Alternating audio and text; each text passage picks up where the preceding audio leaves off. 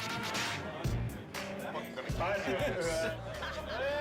of all, welcome to our 40th annual Halloween costume. Lots of beer drinking and brat eating and fun. It's going to be great. I'm very happy with the way God of War 2 came out. Provided we hit our mark, I was pretty confident that our sales would be better than God of War 1, but I was rather skeptical that our reviews would be. God of War 2, I think at the end of the day, probably equaled, if not slightly exceeded the first, which I was not expecting, and it was quite satisfying.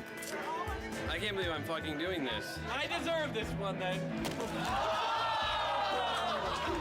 This is the final chapter.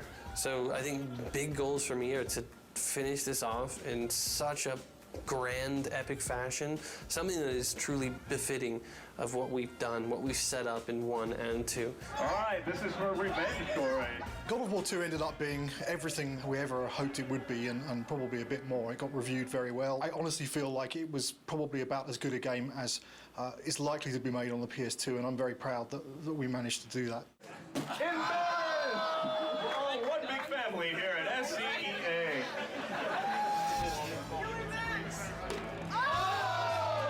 Once you start something, you gotta finish it. So that's the way I look at things. God of War 3 is gonna be the conclusion to the story. My hope is to make the best effects I can on the last one. When I think of God of War, I think of the best action platformer out there right now. I think other games and other companies look at us and go, how are they doing it? How can we make it like them? And that's rad, because I've totally been at the company where we looked at that game and went, man, how do we do that, you know? My main hope is that it escapes the destiny of sequels as well as God of War 2 has escaped the destiny of sequels. I'm gonna be satisfied if we tie it all up and we can kind of close the book. We're past the stage of figuring out what we want to do. We're now in the early phases of sorting out the how we're going to do it.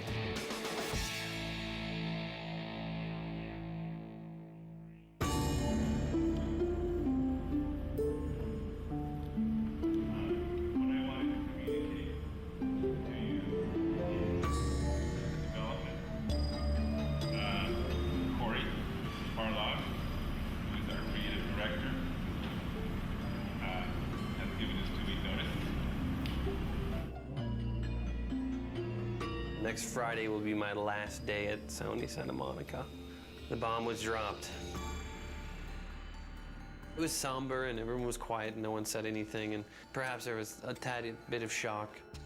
And it's killed me because I really didn't want to say something, but it's just nothing you can say is going to come across as anything but you're an asshole. When I heard that Corey was going to leave was kind of annoyance more than anything. It's, you know, it takes a long time to make a successful team as much as a successful product. It's always a pain when a key person in that team decides to move on. First emotion we felt was just shock. Didn't see it coming, didn't expect it. It's like dropping a bomb. Well, it was disbelief, obviously. I thought he would be the last one to leave. Incredibly bummed out, like very, very disappointed. You know, you're never really prepared for something like that, you know. They don't warn you very well either. They just kind of spring it on you. It was kind of a bit of a shock. I never expected that Corey would leave the project, so. But once the initial shock died down, I couldn't help but being a little bit happy for him, so because he was getting to try new things. It kind of puts us in a little bit of turmoil for now, but I think we'll work it out. I'm glad he has the balls to stick to whatever it is that he wants, but I'm also a little pissed that he's leaving us in the lurch, just kind of like holding the bag. I mean, I know I want to be here. If he needs to be someplace else, that's what he's got to do. And I think it's better that it happened at this stage in the project than a year from now, obviously. It obviously is a very difficult choice and a difficult time and not a very happy choice to be making. But, you know, on the horizon, the doors are opening. Of course, it's hard to imagine someone stepping into Corey's shoes. He's amazing. Many people wondered whether we could do God of War 2 without David Jaffe, who did God of War 1, and I think we succeeded at that. I think we can succeed at creating a third version without Cory Barlog. I think it's kind of neat, actually. A different director for each chapter.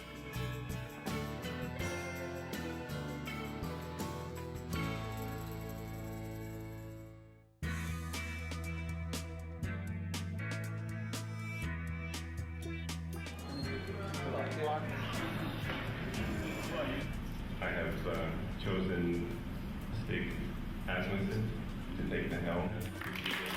When I became director, there was a very warm response from the team. I got a lot of tons of support, and I mean, so far everybody's been super cool. I look back on how Corey handled things and how Dave handled things, and I draw inspiration. I think the most important thing that I got from both of those guys is the fact that they were themselves. I'm super excited about this.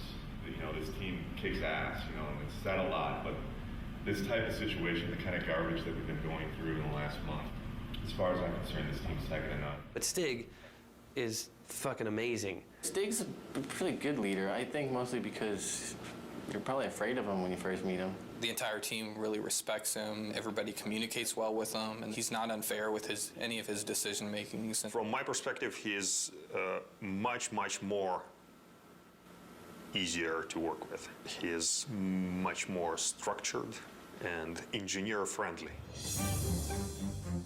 One of my strengths is to try to lead by example. Hopefully that filters through to the rest of the team and they're able to approach their tasks with total excellence. All those leads from the last game, those key people, they're in place. And that's really where the personality of the studio comes from. That's where the drive of the team comes from, wanting to critique every element and make everything that's in the game the best that it can be. It really is driven from the leads and from the culture of this studio, and that has not changed, even through the turnover. So working on the PS3 is very challenging. It's a lot of new technology and a lot of new techniques are required to make a game on the PS3, which means that we have to learn some completely new techniques for writing our game code. It's also a completely new graphics processor, so we have to learn about those graphics techniques and work out how we expose them to the artist in order to make the best possible art and give the game the look that the art team is interested in. We have a similar set of problems working with the designers. People's expectations for games on the PS3 are much higher. They want to see, you know, more enemies and more complicated effects and, you know, more ragdoll physics on the characters and, you know, realistic looking reactions when you hit people. So yeah, there's a tremendous amount of challenge working on the PS3. God of War 2, the team was able to throw so many things into the game and get things up and running and finding out, is that fun or not? The hard transition for God of War 3 is getting all that to work again because we have so much new technology that has to be built. You know what I'm saying?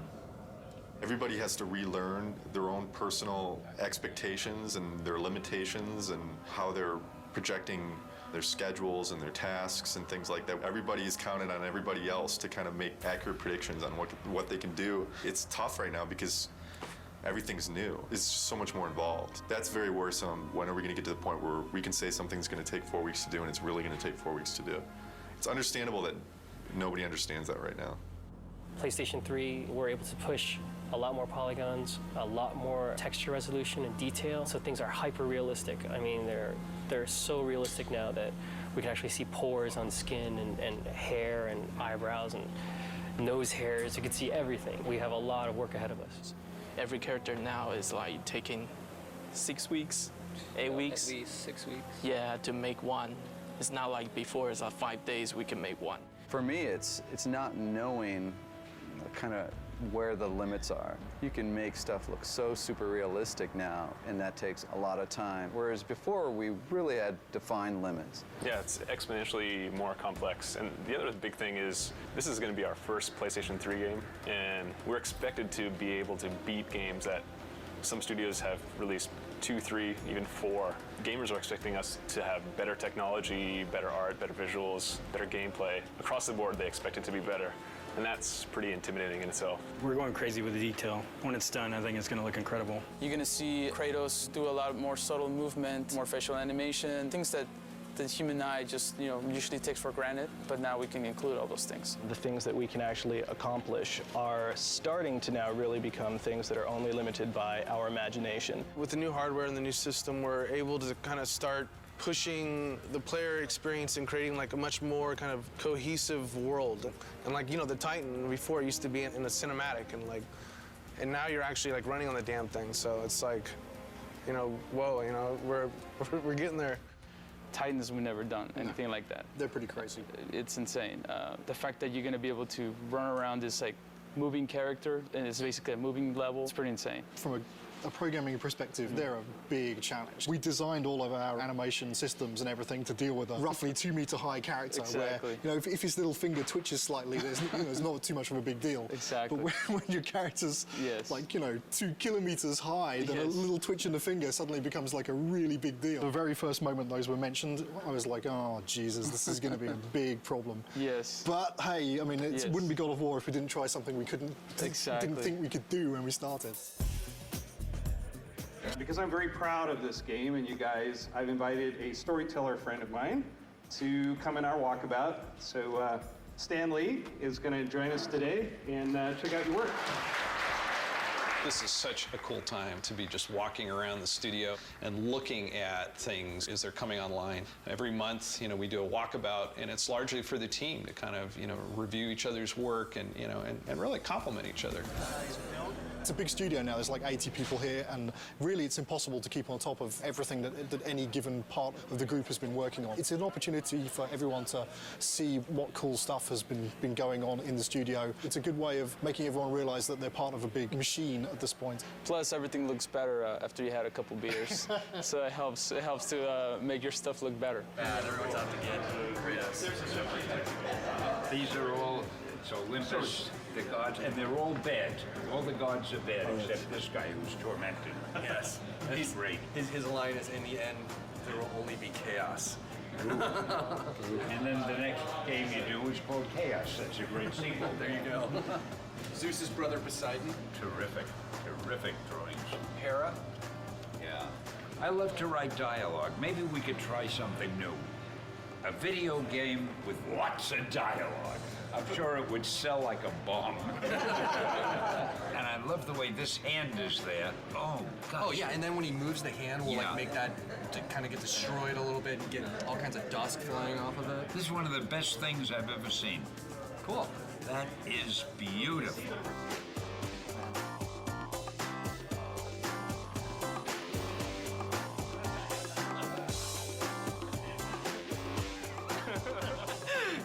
Last thing Corey did before he left. Okay, so long, fellas. We're just giving each other props here. Yeah. Cheers. There's no such thing as a bad walkabout because, beer at work. And also, Stanley rules! Woo, woo! Just crawled up there. It's Stanley. Stanley!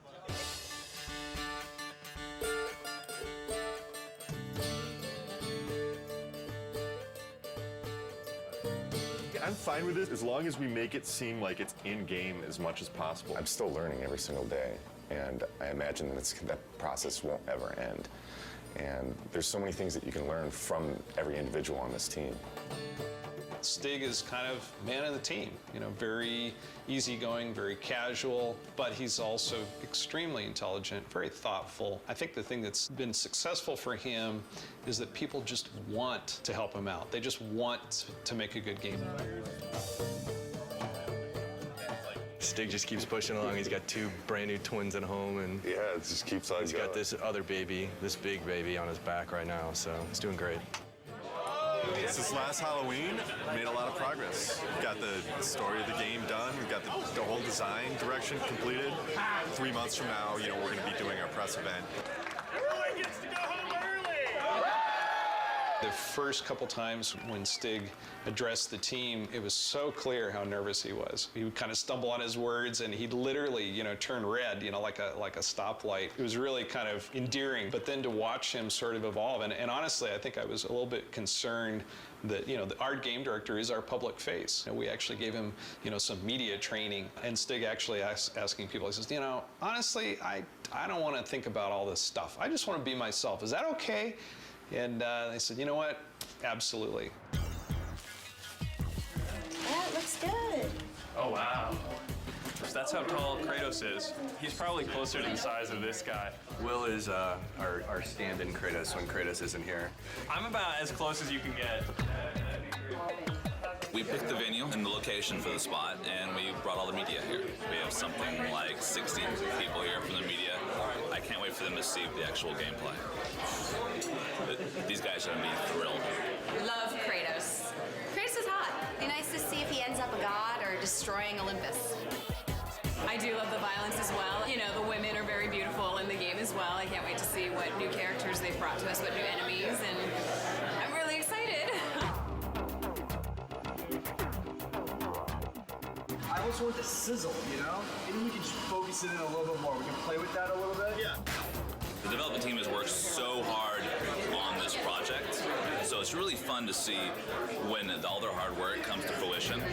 I'm going to get through the first couple slides up here, and then I'm going to start to walk around. Nobody has seen the gameplay outside of our studio, so this is going to be the first time.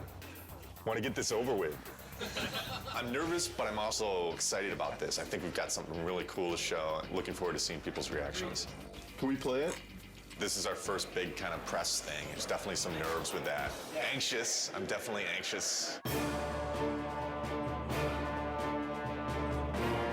The best thing that could happen today is people think it's awesome. You know, it totally kicks ass. The worst thing that could happen today is that people just flat out think it sucks. I don't think that's going to happen, but you never know with these media people.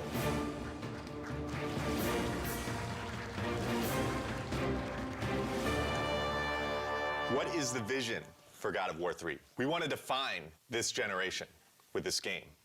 We're going to take a close look at him. I'll talk about some of the features that we're using on him. Here he is. We've got blended normal maps on him right now, so you can see the realistic muscle flexing. I would imagine that we've got one of the most advanced systems for that in the industry right now. The battle's in full swing. The god Helios is in battle with a massive Titan. And Kratos is going to launch into battle and start doing some damage on the grunts here. Now, Todd can easily just grab one of the grunts by pressing circle, and if he continues pressing circle, he can beat the crap out of him. But if he presses triangle, then he can rip them apart. If he presses X, then he can throw them. And one more move, square uses it as a battering ram, and then he can take it, mash circle, smash his head against the wall. And all these moves are interchangeable. Meet our latest AI, the Chimera. Part snake, part goat, part lion. Todd has just unleashed the cestus on him, and you can see it's a brawling weapon. Now, the way the Chimera works, it's a three-stage enemy. First, you fight the snake stage, and then it changes its stance, and you fight the lion stage. We're really having fun with gore on this game. Entering the Cyclops. Every action that the Cyclops makes is a direct reaction from the pain that Kratos is inflicting on him.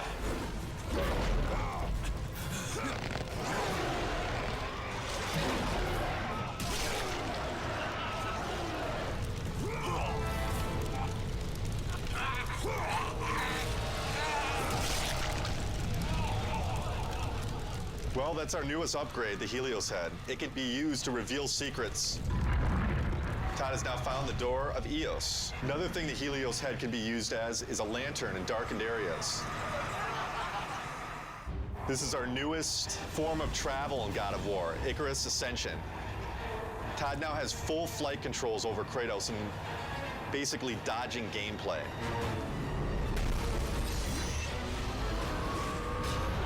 That's it.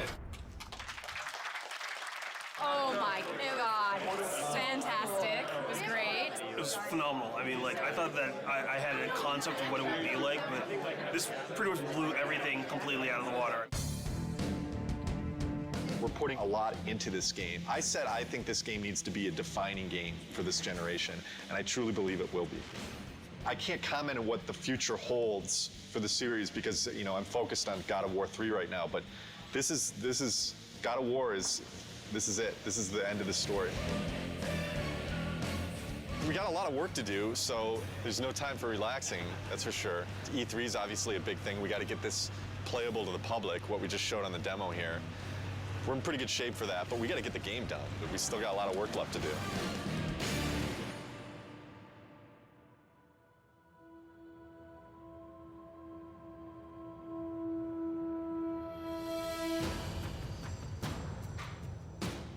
Right now for E3, pretty nervous. You know, you should be nervous. Your nerves should be on edge or else you're not going to get the thing done right. It's kind of ironic that most people would have been happy with the reaction for the press demo, and we were kind of like, we could have done better. We've undertaken to basically change the rendering path between February and E3 to make it look much prettier and much more next-gen. We have this amazing capacity to never know when to stop. Hopefully it'll all come together. I think it will. It's looking very nice. We definitely know how to pressure ourselves. This team sets the bar really high. We could settle for a lot less and probably be a lot closer to being done, but with this group, they're never satisfied. Yeah. We never do things the easy way. Personally, I'm worried, but then I think it's good that I'm worried because that forces me to actually get this shit done. Good. There's definitely pressure, self-created pressure, and then pressure from other departments just to get everything done. We're all just trying to do our best. I think the most pressure we get is from ourselves. Every team is always looking at the other team's work and commenting and critiquing. So we're really pushing each other the most, I think. It's a lot of back and forth.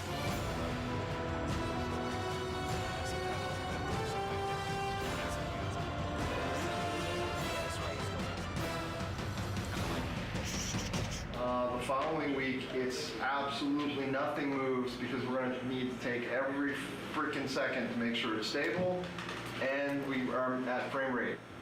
So, stay with that. You want to just... The dead soldiers on the ground aren't in the poses? Nope, and they don't have blood streaks and stuff in here. Tyler's doing blood streaks. Alright, so we need a book over here then. The inactive mode would look like kind of like it does right now when the book's shut. The active mode, the book would open up and would have like a glow around it. We have to open and close the book. Yeah, there's a button for it. Wish I would have known that when we built it, because we didn't build it to open and close. Wait, you need the book to open and close? Yeah. There's no limit to good ideas, but there is a limit to how many of those good ideas that you can actually implement. And even if you make decisions and you make progress on things, it doesn't mean that you can get all those things done.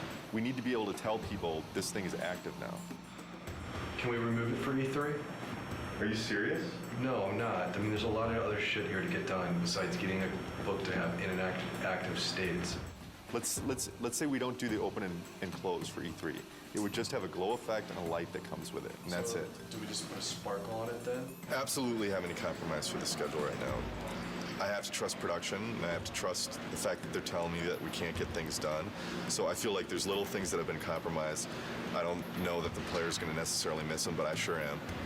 It's part of making games. You don't always get what you want. This seems like harder than the last time I played it. We'd have to keep in mind that somebody from the street is going to be playing with those harpies.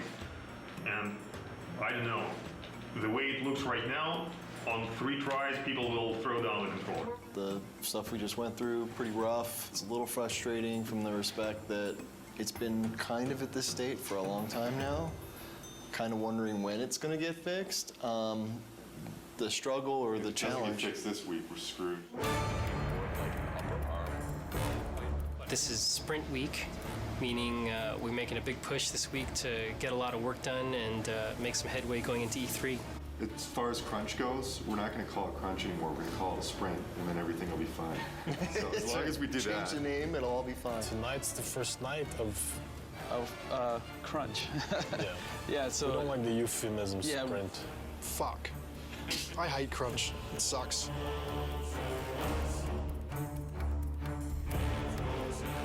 Right now, I'm creating a new build, and hopefully that will enable the rest of the studio to then continue working on the awesome content that they're creating for E3.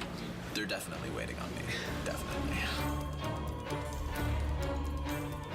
As far as my end, I feel I'm okay, but then at the same time, I kind of feel like I'm waiting on technology a little bit to kind of come online.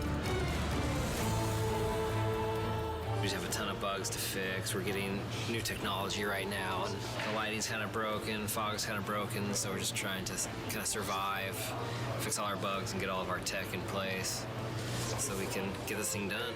You're sprinting now. Yeah. Tonight's the first time the team has worked together as one, and there's a certain kind of level of excitement that goes into it and dread because we're still working, but it's a fun group to be with, and we're trying to get stuff done. You know, we can only do so much, right? And we'll just try to do as much as possible, as quickly as possible, and that's it. Hopefully we end up with something pretty cool, though. This is the biggest E3 we'll ever have. Everybody wants to still see if Santa Monica still has it.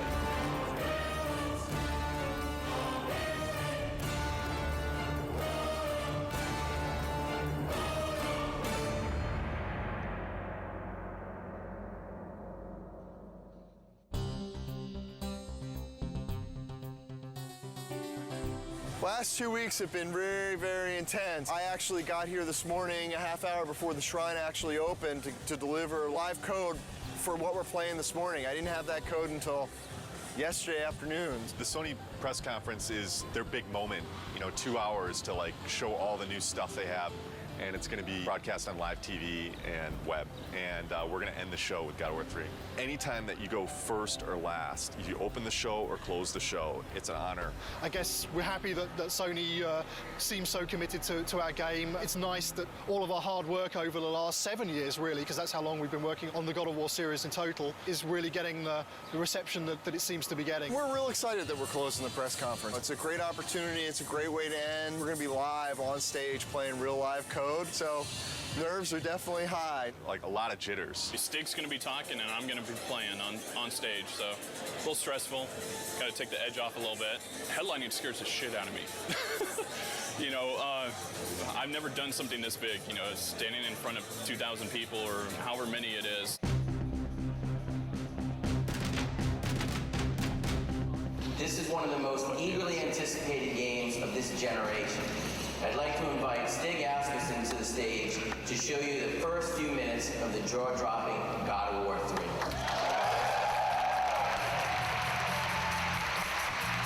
We at Sony Santa Monica Studios are excited to be able to present this live demo of God of War 3. God of War 3 is the final chapter in our fantasy trilogy, based on the dark side of Greek mythology. Now our design director, Todd Pappy, will take point on the controls, and we'll get into our demo.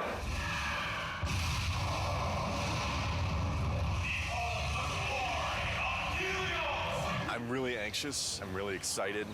This is a really important moment for the team. It's important for the game. I hope that we make the impression that we always strive for.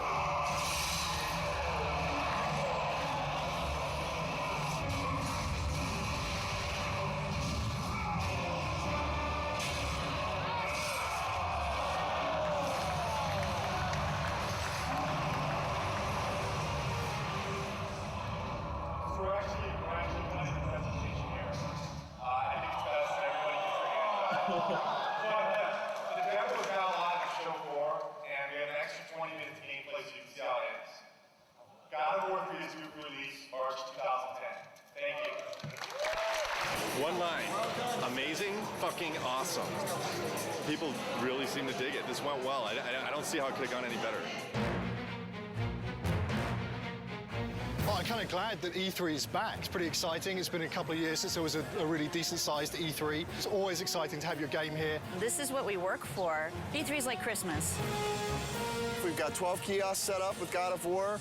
We had a great time last night setting it up. It was actually, we got there, the Sony booth was relatively quiet. All the games were up and running, but there weren't a lot of people playing anything. We started loading in the God of War and people started lining up behind me to play it. I had somebody tell me today, one of the producers of another product told me when we got in there and loaded our code, all work stopped at the Sony booth so they could come play our product. Hugely flattering, big kudos to the team. Got chills just having that whole experience. It was awesome. It was excellent. It was, disgusting and exciting all at the same time. I waited an hour to play that game. When you finally get to decapitate Halo's head, that was like amazing. Didn't expect to see that. It's pretty brutal. I mean, way more brutal than like the first two. Every new game, they bump it up a little bit, so it's definitely good stuff. I waited in line 2 hours to play. What can I say? It's God of War with unforgiving amounts of violence, great gameplay, kind of thing that, you just spend all day playing, not call your girlfriend, whatever, who cares, right? I'm super pumped to see it. Makes me so jazzed. So this is Christmas. It's Christmas. But it lasts 3 days. We can't believe it's back, It's like awesome.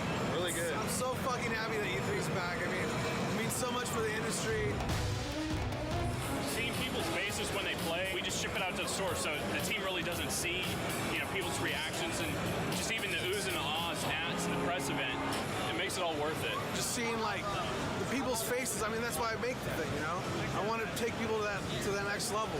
I think this is what excites the team the most when they get to see people's reactions. We work our asses off before this to just get the demo to be as polished as possible, and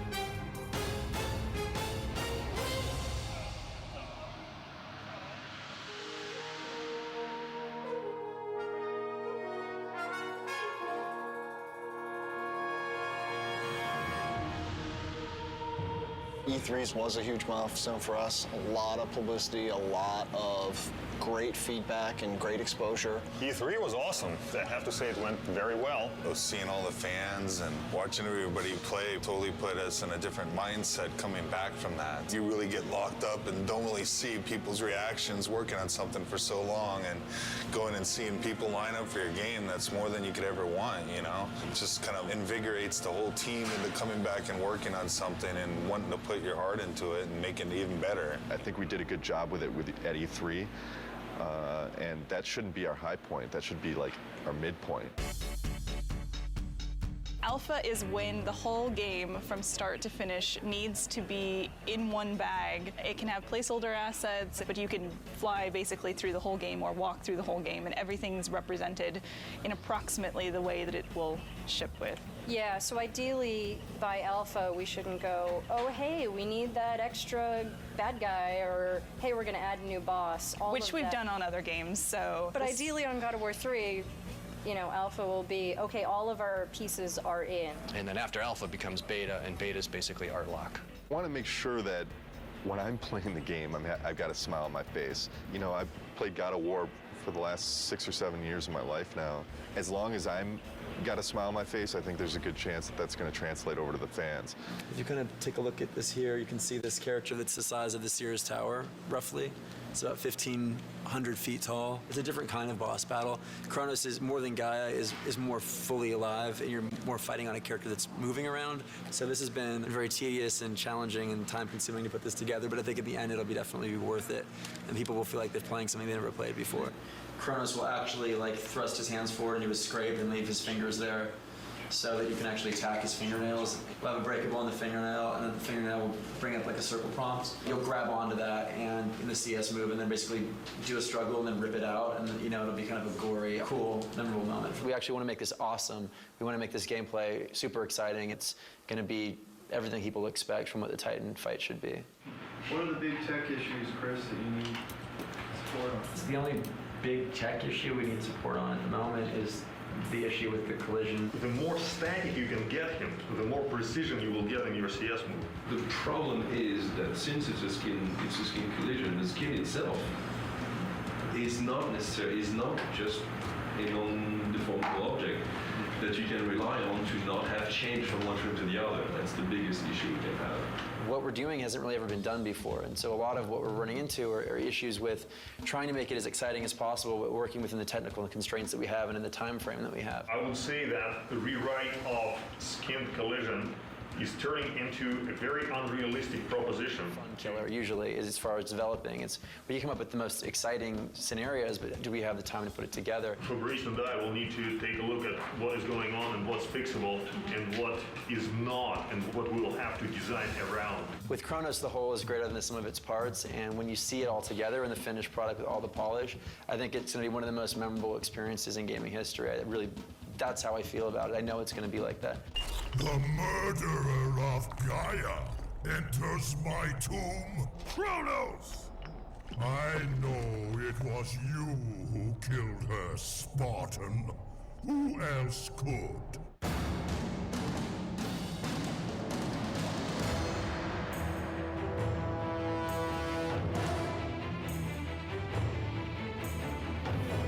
About a month back, maybe 6 weeks back after Alpha, we were looking at the end of the game and we felt like there was a lot of fighting and it didn't really tie into the story. We had a couple brainstorming meetings and we came up with this idea that it would be really cool to go inside Kratos' head. Because that's where the struggle is really taking place. The story's really never done until the game ships. And we're always tweaking it and modifying it. But I really like working on the story. Kratos is going to have this emotional struggle inside of his head. And, really the object of this game is he has to realize that he has hope inside of him, the power of hope. And that's what he originally got when he opened up Pandora's box. He didn't get the evil things, he got the good things. And I think it's going to be a really, really fitting end to the trilogy. Keep in mind, we're very close to beta here, and this is the big stretch. And we really, really, really got to be zipping things up. Let's do it. That's all I got. That's all I got.